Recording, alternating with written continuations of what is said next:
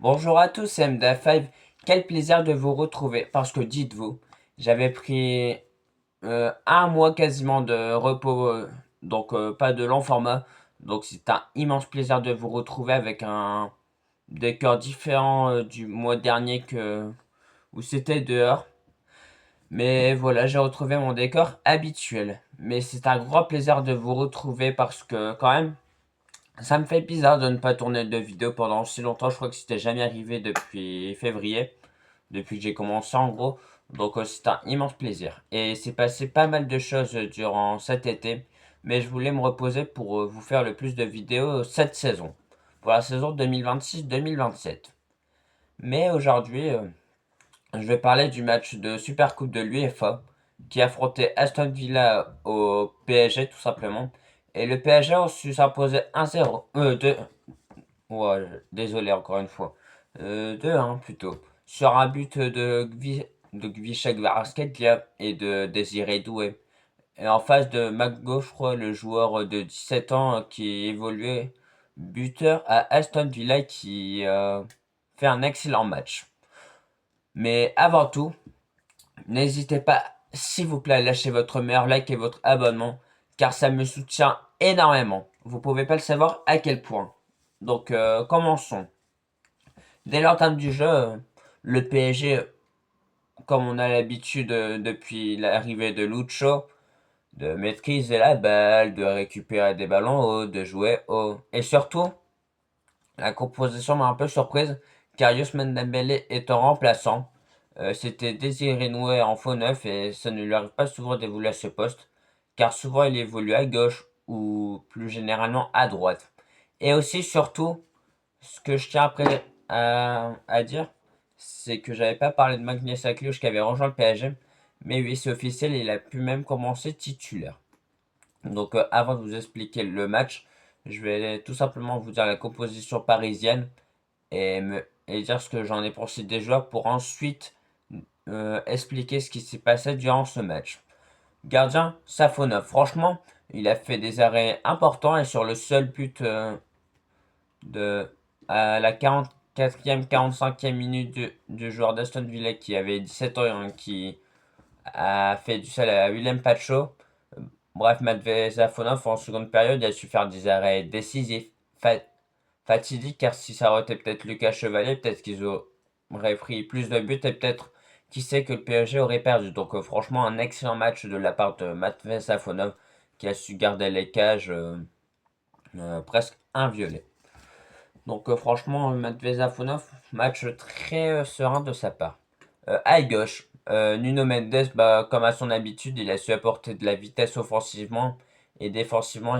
Il a réussi à gratter quelques ballons et voilà, franchement. Nuno Mendes, on a l'habitude avec son style de jeu, c'est son talent. Mais il nous a montré à quel point il était rapide. Euh, Défense, je vais commencer par William Pacho. William Pacho, souvent on a l'habitude pour que ce soit un rock, que personne n'arrive à le pousser, mais le jeune joueur de 17 ans d'Aston Villa a réussi. Donc William Pacho, sur le premier but, est, faut, est fautive parce qu'il laisse trop le joueur Villens avancer et marquer avec son bout du pied.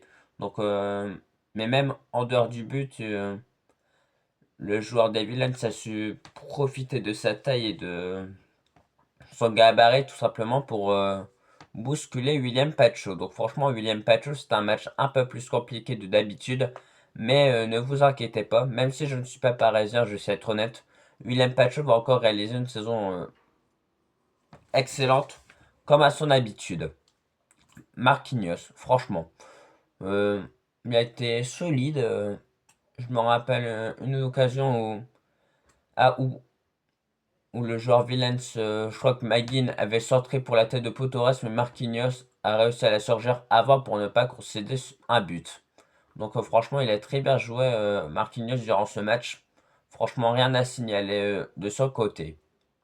Achraf Hakimi, ah, bah, c'est un peu le même style de jeu que Nuno Mendes avec sa vitesse et s'est récupéré énormément de ballons. Ce qui est bien avec les latéraux par hasard, c'est qu'ils montent énormément car Warren Zaïre-Emery qui était titulaire souvent occupe le poste de Nuno Mendes ou d'Hakimi pour pas se retrouver à poil lorsqu'ils perdent le ballon. Donc franchement, Achraf Hakimi, comme d'habitude, hein, toujours aussi bon par sa vitesse, ses appels de balle. Donc franchement, Achraf Hakimi, excellent match. Warren Zaïre, franchement, je m'attendais peut-être que ce soit Fabien Ruiz qui soit titulaire. Mais Warren, franchement, il a fait un match très très très très très solide. Où je me rappelle en seconde période, Aston Villa peut égaliser, mais sur un tacle, arrive à l'arrêter la frappe. Donc franchement, Warren Zaïre a très très très bien joué pour permettre à son équipe de ne pas concéder le deuxième but. Donc franchement, Warren, à part où il y avait peut-être un an, voire 6 mois où il était un peu naze, mais sinon là, il a retrouvé son plein potentiel qui nous avait montré il y a 2 ans. Donc franchement, Warren Zaïre, c'est vraiment un joueur jeune, mais on a l'impression que c'est comme si c'était un joueur de 26 ans, tellement qu'il a d'expérience et de matchs de jeu avec le Paris Saint-Germain. Vitinha, franchement, certes, il a vraiment pas fait une bonne Coupe du Monde avec le Portugal, mais le système de jeu ne l'a pas aidé. Et au PSG, il a pu retrouver sa liberté au milieu de terrain, euh, qui lui réussit pas mal. Donc franchement, Vitinha, quel joueur quand même. Que ce soit offensivement, surtout, il peut enchaîner à tout moment des frappes de 25 mètres, 30 mètres. Donc franchement, le joueur Vitinha a fait un très bon match. John Neves, lui, c'est vraiment un milieu box-to-box. Il peut être 6, 8, 10. Franchement, je suis sûr, même milieu, ça ne m'étonnerait pas de voir Neves tellement qu'il peut être bon partout. Il peut être aussi bien bon défensivement avec des tacles sans faire de faute que marquer des têtes. Donc franchement, Joao Neves, il a encore fait un très bon match. Vishal Gvaratskhelia. Quasiment tout le monde le prénomme Gvaradona. Et franchement, même étant Marseille, faut avouer que Gvaratskhelia, il est vraiment trop trop fort, frère. Ouais, ce Kvaratskhelia, son potentiel. Et comme on dit, à chaque. C'est là qu'on voit des joueurs qui sont forts et des joueurs qui sont excellents. Parce que Kvaratskhelia, même dans les grands matchs, il répond toujours présent. Donc, franchement, que dire de Kvaratskhelia? Il n'a pas apporté que son but, il a su apporter des différences par le dribble. On avait l'impression que le ballon lui collait comme on pouvait le ressentir à l'époque avec Ronaldinho. Ensuite, Désiré Doué, franchement, très beau but. Lui qui se pensait être hors jeu. Je vous expliquerai dans les actions fortes. Mais franchement, Désiré Doué, franchement, un très bon match. Désiré Doué, ce que j'aime bien avec ce joueur, c'est que même si c'est un potentiel peut-être ballon d'or, il renchine jamais pour les efforts défensifs. D'ailleurs, c'est un des meilleurs ailiers en termes d'efforts défensifs. Donc franchement, ça aussi, ça reste à saluer de sa part. Et, et Magnus Akliouche, par contre, lui, c'est un peu. On l'a pas trop vu. Mais après, c'est son premier match avec le PSG. Forcément, il faut une adaptation pour. Ah, comment dire? Pour que les joueurs parisiens savent le placement de Magnus Akliouche, pour que le Magnus s'habitue avec ses coéquipiers. Donc, c'est totalement normal qu'il a fait un match de, en dessous de son potentiel. Mais je n'ai aucune inquiétude pour ce joueur, qui montre à plusieurs fois que dans les grands moments, il saurait être présent et surtout en Ligue 1, car c'est un championnat qu'il connaît extrêmement bien. Maintenant, parlons des temps forts. Franchement, le PSG, comme je vous disais, dès le début du match, après, s'est récupérer des ballons. Oh, franchement, j'avais rien d'autre à dire de la part du PSG dans l'entame du jeu. Mais quand même, malgré tout, malgré qu'Aston Villa, oui, quand même, ils avaient pas mal d'absents, des Oli Watkins, des... Même en défense, c'était pas leur... Mais malgré ça, ils ont su faire un match très très bon, où ils auraient pu peut-être marquer le deuxième ou le troisième but, surtout avec le jeune joueur de 17 ans qui a dû se créer au moins 5-6 frappes. Donc franchement, je le connaissais pas avant ce match, le joueur de 17 ans, mais franchement, il m'a étonné. Mais désolé, je n'ai pas retenu son blaze. Bref, dès la 20e minute de jeu, Basketler envoie une frappe hyper puissante qui va juste en dessous, juste en dessous de la barre transversale, tellement que sa frappe est dangereuse. Mais le gardien Bizot, l'ancien de Brest, aurait clairement pu faire mieux. Parce qu'on la voit toucher le ballon, mais je pense que la frappe est trop forte, donc il ne peut pas l'arrêter. Après, le PSG, comme à son habitude, garde le ballon. Et lorsqu'ils sentent qu'il a une faille, bah, ils vont en attaque. Mais malgré ça, Aston Villa, ils n'ont pas rechigné d'efforts défensifs. Le joueur, je vais me répéter, mais le joueur de 17 ans, de la 30e à la 44e minute, il manque un peu de réussite. Une sur la barre, une bien arrêtée par le gardien, une au-dessus, une à côté, jusqu'à ce qu'il marque le but. Comme je vous disais, William Patch est un peu fautif parce que le joueur arrive à être devant William pour mettre son pied d'appui pour marquer le but euh, pour égaliser. Mais l'image du match, je pense, c'est l'homme qui montre ses fesses. Franchement, pourquoi faire? J'en ai vu des porcs dans ma vie, hein.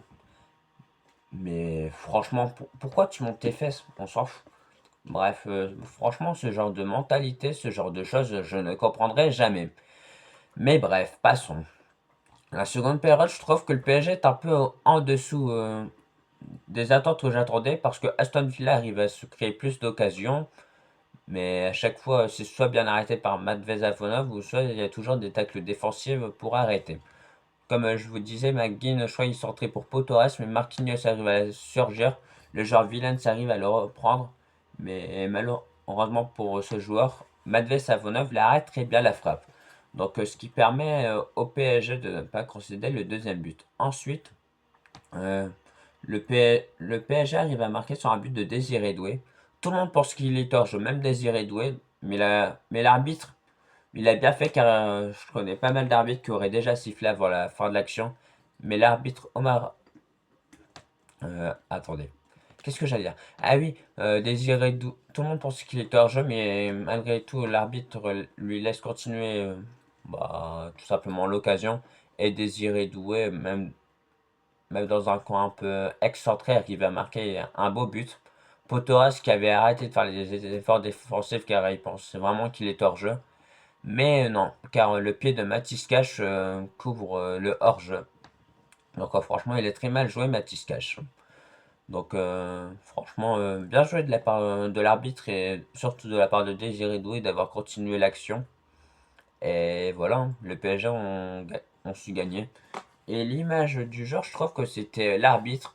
Parce que quand je vous avais fait une vidéo, l'arbitre avait été repoussé parce qu'il était d'une nationalité que Donald Trump n'aimait pas, donc il n'a pas pu arbitrer cette Coupe du Monde. Mais franchement, c'est un arbitre très très bon, je trouve. Donc franchement, merci à l'UEFA pour tout ça, d'avoir permis à cet arbitre de pouvoir arbitrer la finale de la Super Coupe. Et même si l'arbitre en Ligue des Champions, ce ne serait pas étonnant, vu que c'est quand même un très bon arbitre. Mais Aston Villa, dans les dernières minutes, ont réussi à se procurer quelques belles occasions, mais ils ont manqué d'efficacité. Surtout, Lucas Digne aussi, avant qu'il joue face à Aston Villa, il avait rejoint le PSG. Donc, ça a quand même dû lui faire bizarre d'affronter son ancienne équipe qui s'entraînait il y a 2 mois en arrière encore. Mais, mais ouais, franchement, c'est vraiment une équipe sensationnelle collectivement parlant. Parce que défensivement, certes, ils sont vraiment des bons joueurs potentiels ballon d'or comme Youssoumane ou Gvara, ou Vitinha. Mais franchement, malgré tout, c'est le collectif qui l'emporte toujours et ça, c'est le plus fort. Parce que on connaît pas mal de joueurs qui auraient pris la grosse tête, surtout au Real Madrid où plus rien ne va.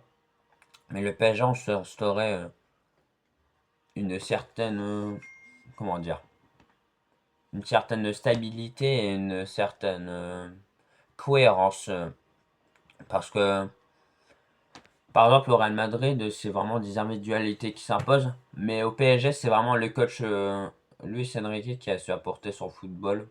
Donc franchement, le PSG, c'est quand même une très bonne équipe. Faut être honnête dans la vie, même si t'es un supporter marseillais. Mais ouais, franchement, félicitations au PSG pour le back-to-back de la Super Coupe de l'UEFA. Et j'ai rien d'autre à dire, hein, à part félicitations et vous avez toutes mes mérites. En tout cas, merci à vous de m'avoir suivi. Si vous avez aimé, n'hésitez pas à lâcher votre meilleur like et votre abonnement. Et je pense que je vais reprendre des vidéos tous les jours demain pour expliquer toutes les actualités que j'ai loupées. Mercato, Gianni Infantino qui est menacé. Bref, soyez à l'affût et je vous dis à très bientôt la famille et portez-vous bien jusque-là. Ciao ciao.